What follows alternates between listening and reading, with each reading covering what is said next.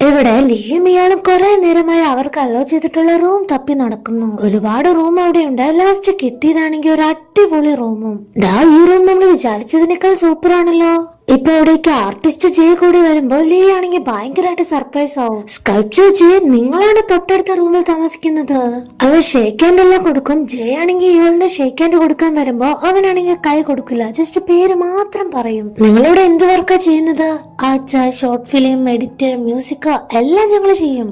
അത് കൊള്ളാലോ, അപ്പൊ എനിക്ക് യൂസ് ഒക്കെ ഉണ്ടെന്ന് പറ. ഞാൻ റൂമെല്ലാം പരിചയപ്പെടുത്തി തരാന്ന് പറയുമ്പോ ലീക്കാണെങ്കിൽ അത് വിശ്വസിക്കാനേ പറ്റുന്നില്ല. ഇത്ര ടാലന്റ് ഉള്ള മനുഷ്യൻ എത്ര സിമ്പിൾ ആയിട്ടാണ് ഇടപെടുന്നത്. എടാ, ഇയാളെ നീ വരുന്നില്ല എന്ന് ചോദിക്കുമ്പോ അവനൊരു ഇൻട്രസ്റ്റും ഇല്ല. നീ പോയി കണ്ടിട്ട് വരാൻ പറഞ്ഞു വിടും. അവനും പോയി കുറച്ചു കഴിയുമ്പോ തിരിച്ചു വന്ന ജയനെ പറ്റി ഭയങ്കര ഇംപ്രസ്ഡ് ആയിട്ടാണ് സംസാരിക്കുക. ഇത്ര അമേസിംഗ് ആയിട്ടുള്ള പേഴ്സണാലിറ്റി ബണ്ണിക്ക് കിട്ടിയത് ലക്കാട്ടോ അവളുടെ.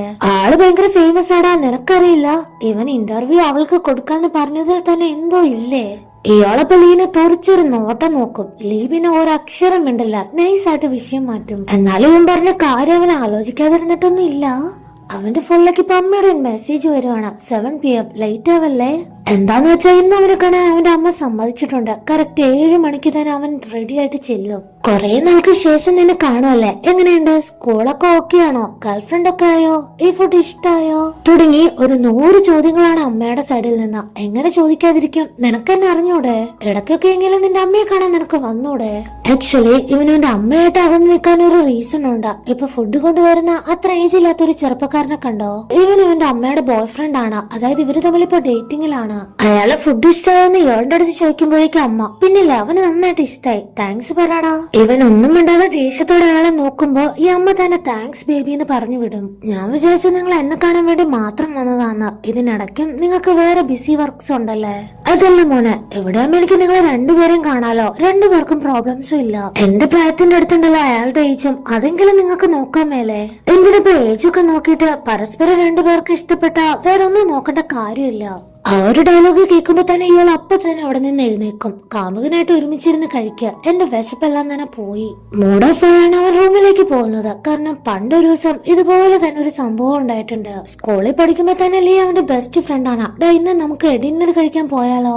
ഇല്ലടാ, ഇന്നത്തെ ഡിന്നർ അമ്മയുടെ കൂടെയാ. അമ്മ എന്നെ രാവിലെ കോൾ ചെയ്തായിരുന്നു. അതവൻ പറഞ്ഞു തീർന്നില്ല. അതിനു മുമ്പ് അമ്മയുടെ ഒരു മെസ്സേജ്, എനിക്ക് വർക്ക് കുറച്ച് പെൻഡിങ് ഉണ്ട്, അത് തീർക്കാനുണ്ട്. ഇന്ന് അമ്മയ്ക്ക് വരാൻ പറ്റില്ല, മോന്റെ കൂടെ ഡിന്നർ കഴിക്കാൻ. ശരി, എന്തായാലും ലീ വിളിച്ചതല്ലേ, വേണം നമുക്ക് ഡിന്നർ കഴിക്കാൻ പോവാന്ന് പറഞ്ഞ് അവനെയും കൊണ്ട് റോഡ് സൈഡിലൂടെ നടക്കുമ്പോഴാണ് ലീ ഇവനെ വിളിച്ചൊരു കാര്യം കാണിച്ചു കൊടുക്കുന്നതാ. ദേ, നിന്റെ അമ്മയല്ലേ നടന്നു വരുന്നേ.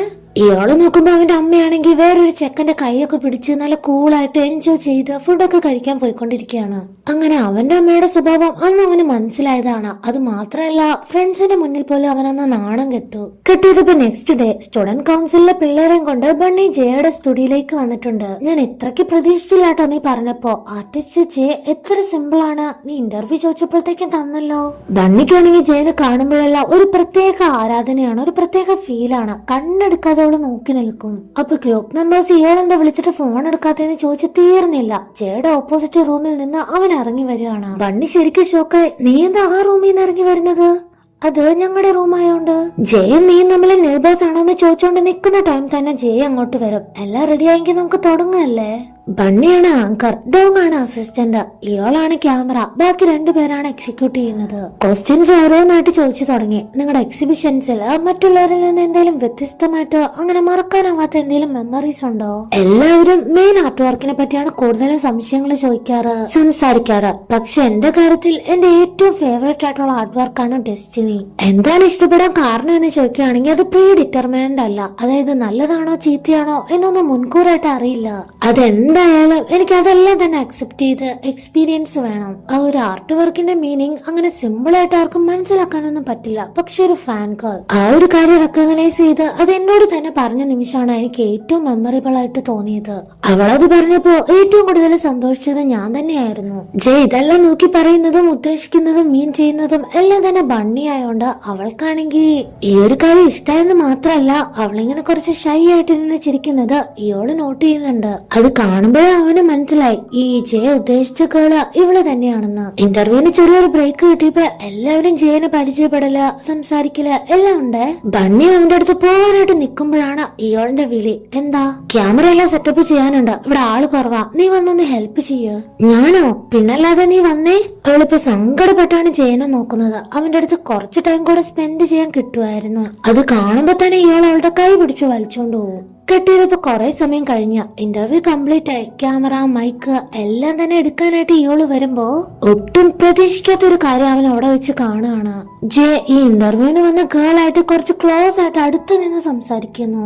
അവനത് മൈൻഡ് ആക്കാതെ ജയുടെ അടുത്ത് നിന്ന് വർക്കെല്ലാം തീർന്നു, ഇനി മൈക്കും കൂടെ ഒന്ന് റിമൂവ് ചെയ്ത് തരണം എന്ന് പറയുമ്പോ ആ ഗേൾ ആണെങ്കിൽ ചിരിച്ചോണ്ട് മാറിപ്പോ. ആക്ച്വലി ആ മൈക്ക് ഇപ്പോഴും റെക്കോർഡിംഗിൽ ഓൺ ആയിരുന്നു. ഈ ഒരു കാര്യം ജെ ഇത്ര നേരമായിട്ട് ശ്രദ്ധിച്ചിട്ടില്ല. ഇപ്പൊ പോവാൻ നേരം വരുന്നവർക്കെല്ലാം വയറ് നിറച്ച് ഫുഡ് ഓർഡർ ചെയ്ത് കൊടുക്കുമ്പോ ഇവരുടെ ക്രൂ മെമ്പേഴ്സ് എല്ലാവരും തന്നെ ഹാപ്പി. ബണ്ണിയെ അവൻ കുറച്ച് സ്പെഷ്യൽ ആയിട്ട് ട്രീറ്റ് ചെയ്യുന്നതും അപ്രീഷിയേറ്റ് ചെയ്യുന്നതും എല്ലാം തന്നെ ഇയാളിപ്പോ കാര്യമായിട്ട് തന്നെ നോട്ട് ചെയ്യുന്നുണ്ട്. ജെ ഇപ്പൊ നിങ്ങളെല്ലാവരും കഴിക്കുന്നു പറഞ്ഞ് മാറിപ്പോകുമ്പോ ഈ ബണ്ണിയാണെങ്കിൽ പിന്നാലെ തന്നെ പോയി ഇന്റർവ്യൂ സ്ക്രിപ്റ്റ് എല്ലാവർക്കും ഇഷ്ടമാണെന്ന് ഞാൻ പ്രതീക്ഷിക്കുകയാണ്, നിങ്ങൾ നന്നായിട്ട് പെർഫോം ചെയ്തു, താങ്ക്സ്. അതൊക്കെ അവിടെ നിക്കട്ടെ, നീ നാളെ ഫ്രീ ആണെങ്കിൽ ഈ സ്റ്റുഡിയോയിലേക്ക് വരുന്നുണ്ടോ? ഒറ്റയ്ക്കോ? ഒറ്റയ്ക്ക് തന്നെ. അത് പറയുമ്പോ ചെയ്യുന്ന റൊമാൻറ്റിക് ആയിട്ട് ചിരിക്കും. ഇവന്റെ ചിരി കാണുമ്പോ തന്നെ ബണ്ണിയും കുറച്ച് ഷൈ ആയിട്ട് വരാന്ന് തല കുനിക്ക് സമ്മതിക്കും. ഈ ഒരു കാര്യം ടീംമേറ്റ്സിലുള്ള ബാക്കി ആരും തന്നെ അറിഞ്ഞിട്ടില്ല. അവരെല്ലാവരും ഇപ്പൊ ഹാപ്പി ആയിട്ടിരുന്ന ഫുഡ് എല്ലാം കഴിച്ച് എൻജോയ് ചെയ്യാണ്. അപ്പൊ ലീവ് വന്ന ഡാ എനിക്ക് അർജന്റായിട്ട് ഒരു സ്ഥലം വരെ പോകാനുണ്ട്, ഈ ക്ലീനിങ് വർക്കെല്ലാം നീ ഒറ്റയ്ക്ക് ചെയ്യാമോ? ഞാൻ തനിച്ചോന്ന് പറഞ്ഞ് ഇവന് ഷോക്കായിട്ട് ബാക്കിയുള്ളവരെ നോക്കുമ്പോ family function, part time job തുടങ്ങിയില്ലാത്ത ഓരോരോ റീസൺസ് പറഞ്ഞ് എല്ലാവരും സ്കിപ്പ് അടിക്കുകയാണ്. ലാസ്റ്റ് ആയിട്ട് ബണ്ണിയെ നോക്കുമ്പോ അവൾക്ക് മാത്രം പെട്ടെന്ന് റീസൺ ഒന്നും കിട്ടിയില്ല. അതുകൊണ്ട് വീണ്ടും അവള് പെട്ടു. സോ ഇനി ഇവര് രണ്ടുപേരും കൂടെയാണ് അവിടെ മൊത്തം ക്ലീൻ ചെയ്യേണ്ടത്. ബാക്കി എല്ലാവരും തന്നെ എസ്കേപ്പ് ആയി. ഇവര് രണ്ടുപേരും അവിടുത്തെ ക്ലീനിങ് വർക്ക് എല്ലാം തന്നെ നോക്കുമ്പോ ഒരു ബോക്സ് മിസ്സിംഗ് ആണല്ലോ, അതവിടെ വെച്ച റിഫ്ലക്ടർ എവിടെയാ? അത് മുകളിലുണ്ടെന്നാവും പറയുമ്പോ ബണ്ണിക്കാണെങ്കിൽ ഹൈറ്റ് എത്തില്ല. അപ്പൊ അവളിങ്ങനെ കഷ്ടപ്പെടുന്നത് കണ്ട് ഇയാളാണ് ഹെൽപ്പ് ചെയ്യാ. അവൻ ഇത്രയ്ക്ക് ക്ലോസ് ആയിട്ട് നിൽക്കുമ്പോ ബണ്ണിക്ക് എന്തോ തരം ഒരു ഫീൽ അടിക്കുന്നുണ്ട്. അതുകൊണ്ട് അവള് പെട്ടെന്ന് തന്നെ മാറിപ്പോയി. ആ ഒരു ഡോറ് തുറക്കാൻ നോക്കിയാ ഇപ്പൊ അതാണെങ്കിൽ ഓപ്പണും ആവുന്നില്ല. അയ്യോ ഇതെന്താ തുറക്കാത്ത? എന്നോടാണ് ചോദിക്കുന്നേ. മാറിക്കേ, ഞാൻ നോക്കാന്ന് പറഞ്ഞ് ഇവനും വന്ന് ട്രൈ ചെയ്യാണ്. പിടിച്ചു വലിക്കുന്നു, ചവിട്ടുന്നു, തട്ടി നോക്കുന്നു, ഇടിച്ചു നോക്കുന്നു, ഒരു രക്ഷയില്ല. ഓപ്പൺ ആവുന്നില്ല, ലോക്ക്ഡാണ്. രണ്ടുപേരും ട്രാപ്പായെന്ന് മനസ്സിലാക്കുമ്പോ അവര് ഫോൺ എടുത്ത് നോക്കും, ആരേലും ഹെൽപ്പിന് വിളിക്കാലോ. പക്ഷെ അവരിപ്പൊ നിക്കുന്ന റൂമാണെങ്കിൽ അണ്ടർഗ്രൗണ്ട് ആയതുകൊണ്ട് ആ റൂമിലാണെങ്കിൽ സിഗ്നൽ ഇല്ല. അങ്ങനെ ഇപ്പൊ മണിക്കൂറോളം പോസ്റ്റ് അടിച്ച് ബോറായിട്ടിരിക്കുകയാണ്. എന്തൊരു ചടപ്പാലേ. നിനക്ക് എന്തായാലും ഫണ്ണി സ്റ്റോറീസ് അറിയാമെങ്കിൽ പറ. ഓ അതിനെന്താ പറയാലോ. ഒരു സ്ഥലത്ത് ഒരു പെൺകുട്ടിയുടെ ആത്മാവുണ്ടായിരുന്നു. അവളുടെ ഇയാളത് കേട്ട് പകുതിയായില്ല. അപ്പൊ തന്നെ ചെയ്തു പൊത്തും. മതി മതി നിർത്തിക്കേ.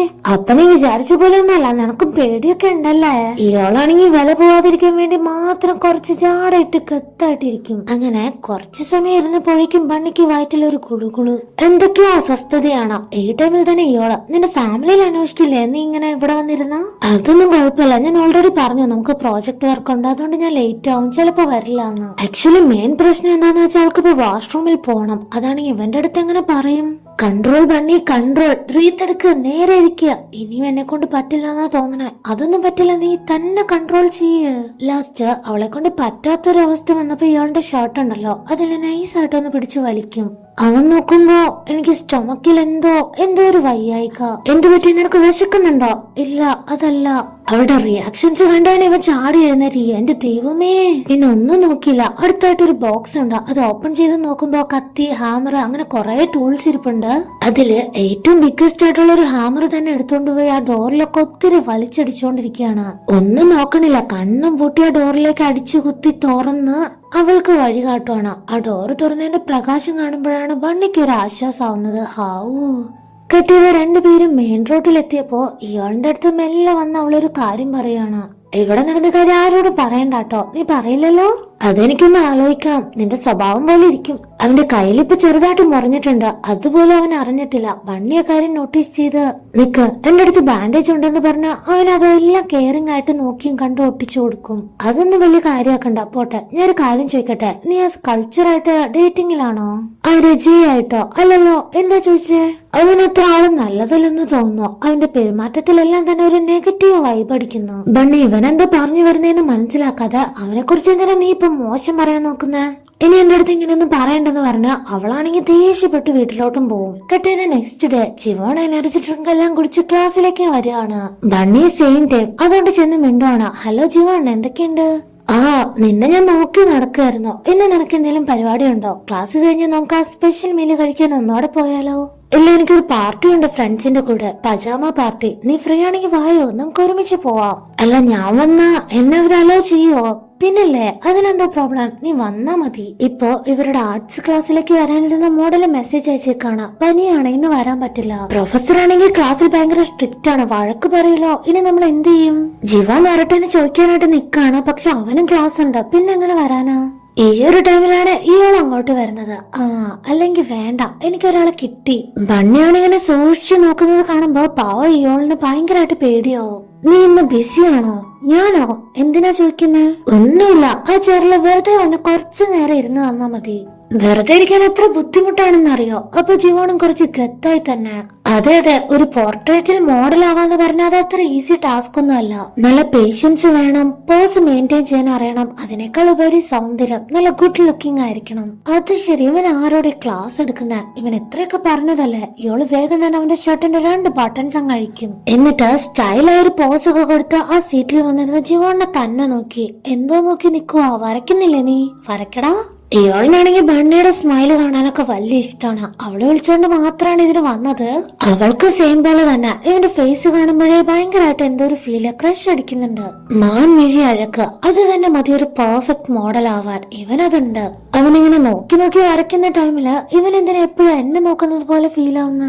ഇവന്റെ ഈ സ്റ്റണ്ണിങ് കണ്ണുകള്, അതിനെന്താ ഇത്രയ്ക്ക് തിളക്കം വരുന്നേ? ശരിക്കും ഇവനെ കണ്ടപ്പോ മൂവിയിലെ ഹീറോസിനെ പോലെ ഉണ്ട്. ലവ് പ്രപ്പോസ് ചെയ്യുന്നതിന് തൊട്ട് മുമ്പുള്ള ഒരു സീൻ, അതേ എക്സ്പ്രഷനാണ് അവനിപ്പോ. ബണ്ണി കൊറേ ആലോചിച്ച് കൂട്ടി, പക്ഷെ പെട്ടെന്ന് തന്നെ അവളുടെ മൈൻഡ് മാറി. എന്റെ പൊന്നോ, ഇവന്റെ ക്യാരക്ടർ പറഞ്ഞ എന്നോട് തന്നെയാണ് ഈ പറയുന്നത്. ഇതൊന്നും വേണ്ട, ഇവനെന്റെ സ്റ്റോറിയിലെ വില്ലനാ, അങ്ങനെ മാത്രം അവനെ കണ്ടാ മതി. അങ്ങനെ പോർട്രേറ്റ് കംപ്ലീറ്റ് ആയി. ഇന്ന് അവൾക്ക് ഹെൽപ്പ് ചെയ്ത് ഇറങ്ങി വരുമ്പോ അവൾ ഓടി വന്ന ഒരു ചെറിയ എനർജി ഡ്രിങ്ക് കൊടുത്ത് താങ്ക്സ് പറയാണ്. അവനെ നോക്കി, അയ്യേ, നിനക്ക് ഇന്നലെ എത്ര വലിയ ഹെൽപ്പാ ഞാൻ ചെയ്തത്, അതിന് നീ ചെറിയ ഗിഫ്റ്റ് ആണോ തരുന്നേ? അത് ഇന്നലെ അത്രയ്ക്ക് അർജന്റ് ആയിരുന്നില്ലേ, അതിന് ഞാൻ അത്രയ്ക്കും ഡീപ്പായിട്ട് താങ്ക്സ് പറഞ്ഞായിരുന്നല്ലോ. ഇയാളിപ്പോ ഒരു പുച്ഛ അടുത്ത് നിൽക്കുമ്പോഴാണ് ബണ്ണിക്ക് ജയുടെ കോള് വരുന്നത്. ഹായ് ബണ്ണി, നീ നാളെ ഫ്രീ ആണെങ്കിൽ സ്റ്റുഡിയോയിലേക്ക് വരുന്നുണ്ടോ? നാളെയോ എന്നവളിങ്ങനെ ഡൗട്ടായിട്ട് ചോദിക്കുമ്പോ ഇനി അങ്ങോട്ട് അവന് നല്ല തിരക്കാന്ന് പറയും. ബണ്ണി അതിന് ഓക്കെ പറഞ്ഞ് സമ്മതിക്കും. ഇതെല്ലാം തന്നെ നമ്മുടെ ഇയാളും കേട്ടോണ്ടിരിക്കുവാണല്ലോ. നീ നാളെ ജയനെ കാണാൻ പോവാണോ? എന്തേ, നീ പിന്നെ അവനെ കുറിച്ച് ഇല്ലാത്തതൊന്നും പറയാൻ നിക്കണ്ട, ഞാൻ പോവാ ബൈ. ഇയാളാണെങ്കിൽ അന്ന് അവൻ അങ്ങനെ ഒരു സിറ്റുവേഷനിൽ കണ്ടത് കൊണ്ട് മാത്രമാണ് ഈ കാര്യങ്ങളൊക്കെ ബണ്ണിയുടെ അടുത്ത് പറയാന്ന് വെച്ചത് തന്നെ. അവളിപ്പോ അത് മനസ്സിലാക്കാത്തത് കൊണ്ട് അവനും ഭയങ്കരമായിട്ട് അപ്സെറ്റ് ആവും.